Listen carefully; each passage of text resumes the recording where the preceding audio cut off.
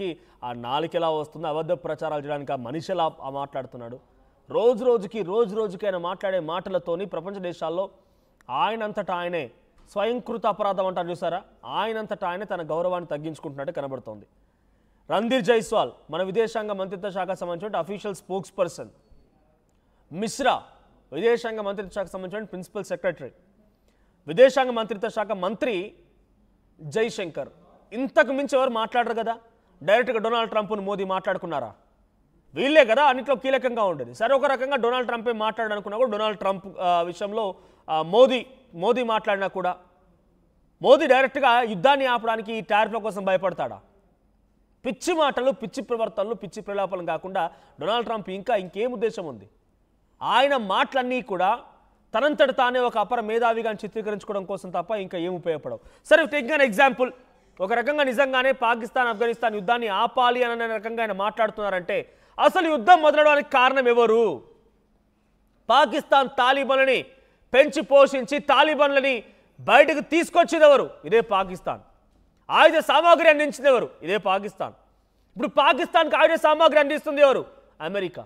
ఆ రెండు దేశాలు పోరాడడానికి కారణం నువ్వే అవుతున్నావు కదా. మళ్ళా 120 మిసైల్స్ అందించడం. మొన్నటి వరకు ఎందుకు పాకిస్తాన్ ఎగిరిపడలేదు? ఇంకా భారత్పై ఎందుకు యుద్ధానికి దిగలేదు? మళ్ళీ ఎందుకు మాటల వరకే ఆగిపోయింది? నిజంగా సత్తా దమ్ము ఉంటే, ఇంతటి ధైర్యమే ఉంటే ఆఫ్ఘనిస్తాన్కి భారత్తో యుద్ధానికంటే ముందు ఆఫ్ఘనిస్తాన్ ఎందుకు పోరాడలేదు? ఆఫ్ఘనిస్తాన్తో పాకిస్తాన్కి ఎన్నో రోజుల వైరం. తాలిబాన్ల ప్రభుత్వం ఏర్పడినట్టు నుంచి ఇటువైపు ఒక బాంబు పడ్డాలు, అటువైపు బాంబు పడడాలు, అమెరికా పాకిస్తాన్ సోల్జర్స్ని అంతమొందించడాలు ఇవన్నీ జరుగుతున్నాయి కదా. మరి ఎందుకు ఒక్కరోజు కూడా పాకిస్తాన్ ఆఫ్ఘనిస్తాన్పై దాడి చేయలేదు? కారణం, వారి దగ్గర శక్తియుక్తులు లేవు, ఆయుధ సామాగ్రి లేదు, వారి దగ్గర అచంచలమైన పరిస్థితి అంటే శూన్యమైన పరిస్థితి కనిపించింది. వాళ్ళ దగ్గర శూన్యమైన పరిస్థితి కనిపించింది. అటువంటి సిచ్యువేషన్ ఉంది పాకిస్తాన్.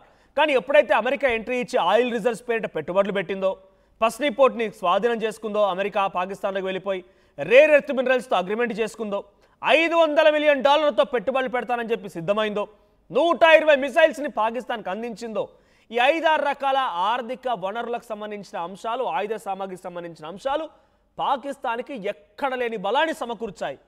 దీంతో ఆఫ్ఘనిస్తాన్పై దాడి మొదలుపెట్టారు. భారత్పై పిచ్చి ప్రేలాపనలు, పిచ్చి మాటలు మాట్లాడుతున్నారు. ఆఫ్ఘనిస్తాన్పై దాడి చేసిన దాంట్లో ప్రధానంగా మొదటి దాడి చేసింది ఎవరు? ఆ పాకిస్తానే కదా. డైరెక్ట్గా ఆ దేశంలోకి ఎంట్రీ ఇచ్చి ఫైటర్ జెట్ సహాయంతో మిసైల్ని ప్రయోగించింది కదా.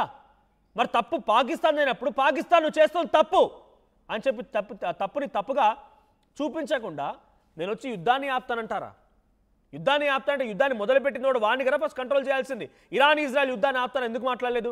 ఇరాన్ని అంతు చూస్తా, ఇరాన్ని అంతు చేరుస్తా, ఇరాన్ని సంగతి చూస్తా అని చెప్పి ఇరాన్ని హెచ్చరించినప్పుడు ఇజ్రాయెల్ గురించి ఎందుకు మాట్లాడలేదు? ఇజ్రాయెల్ అంతు తెలుస్తాను ఎందుకు అక్కడ స్పందించలేదు? ఫర్ అన్ ఇన్స్టాన్స్ నిజంగానే యుద్ధం జరిగే సమయంలో ఇప్పుడు ఇంకా యుద్ధం జరుగుతుంది కాబట్టి గతంలో మాదిరిగా ఇరాన్ ఇజ్రాయెల్ మాదిరిగానే ఇప్పుడు పాకిస్తాన్ కనుక డొనాల్డ్ ట్రంప్ సహాయం చేయాల్సి వస్తే ఆఫ్ఘనిస్తాన్కి సంబంధించి ఎవరో సహాయం చేసి డైరెక్ట్గా యుద్ధంలోకి దిగకపోయినా నైతికంగా కనీసం మానసికంగానైనా వారికి మేము వింటూ ఉన్నామన్న రకంగా ఒక మాట ఇండియా కనుక మాట్లాడాల్సి వస్తే దే ఆర్ రెడీ, మేము అమెరికాను సైతం ఎదిరేస్తామని చెప్పి వాళ్ళు మాట్లాడుతున్నారు. తాలిబాన్ల ప్రభుత్వం అమీర్ ఖాన్ ముత్తాకి అక్కడ విదేశాంగ మంత్రిత్వ శాఖ భారత్లో పర్యటిస్తుండగా దాడి జరిగితే భారత్ వేదిక నుంచి మీడియా సమావేశం ఏర్పాటు చేసి పాకిస్తాన్ హెచ్చరిస్తే ఆయన మాట్లాడిన మాట ఏంటి? అమెరికాని సైతం వదిలిపెట్టాం, అమెరికా సైతం అంతు తేలుస్తామని అంటున్నాడు ఆయన. అంతటి ధైర్యంగా ఉన్నారు. కేవలం భారత్ నుంచి ఒక నైతికంగా మానసికంగా సపోర్ట్ కనుక వాళ్ళకి ఎస్ మీరు వెళ్ళండి అనే రకంగా సపోర్ట్ కనుక దొరికితే తాలిబాన్ ఆఫ్ఘనిస్తాన్ మొత్తం విరుచుకుపడి పాకిస్తాన్ని తునాతునకలు చేయడం గ్యారంటీ. పాకిస్తాన్ కాదు అమెరికా అడ్డొచ్చినా కూడా అమెరికా బలగరన హైయెస్ట్ టెక్నాలజీ వెపన్స్తో ఆఫ్ఘనిస్తాన్ అంతా ఉందిస్తారేమో, కానీ అమెరికా నిజంగానే ఆఫ్ఘనిస్తాన్ పై అదే స్థాయిలో దాడి చేయాల్సి వస్తే మళ్ళీ అమెరికా ఎక్కడుంటే అక్కడ ఇరాన్ ఉంటుంది, అమెరికా ఎక్కడుంటే అక్కడ అమెరికాకు వ్యతిరేకంగా కిమ్ వస్తాడు. అవసరమైతే ఒక సెకండ్ ఆలోచించాల్సి వస్తే భారత్ కూడా ఎంట్రీ ఇచ్చిన ఆశ్చర్యపోవాల్సిన పని లేదేమో మనల్ని మనం సంరక్షించడం కోసం. ఎందుకంటే పక్కనున్న దేశాలపైన పాకిస్తాన్ అడ్డుగా పెట్టుకొని ఆఫ్ఘనిస్తాన్ పైన భారత్పై దాడి చేస్తామంటే మన వరకు రాకమని పని అడ్డుకోవాలి కదా. ఆఫ్ఘనిస్తాన్ స్థాయిని అడ్డుకునే ప్రయత్నం చేస్తే మన వరకు రాకుండా ఉంటారు. సో అది జరిగితే మాత్రం ఇది ఒక బిగ్గెస్ట్ ఏషియా ఖండంలోని అతిపెద్ద ఒక భారీ యుద్ధం జరిగే అవకాశాలు కనబడుతున్నాయి. సో మనం చూస్తున్నాం ఆఫ్ఘనిస్తాన్ సంబంధించిన తాలిబాన్ డిఫెన్స్, ఆఫ్ఘనిస్తాన్ డిఫెన్స్ వాళ్ళు వాళ్ళ చేతుల్లో గన్నులు పెట్టుకొని మాట్లాడుతున్న సిచ్యువేషన్ మనం చూస్తాం. వాళ్ళ చేతుల్లో స్నైపర్ గన్స్ ఉన్నాయి.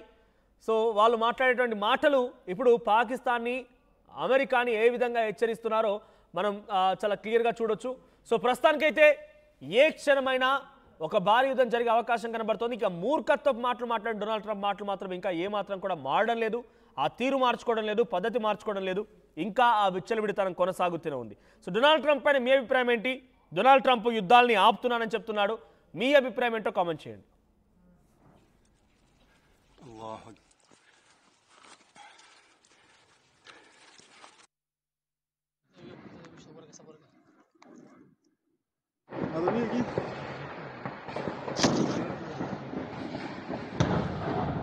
الله أكبر الله أكبر الله أكبر الله أكبر الله أكبر الله أكبر باكستان بوسنا خدمس الله أكبر الله أكبر الله أكبر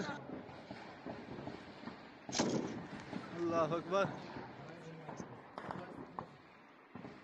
هذا مين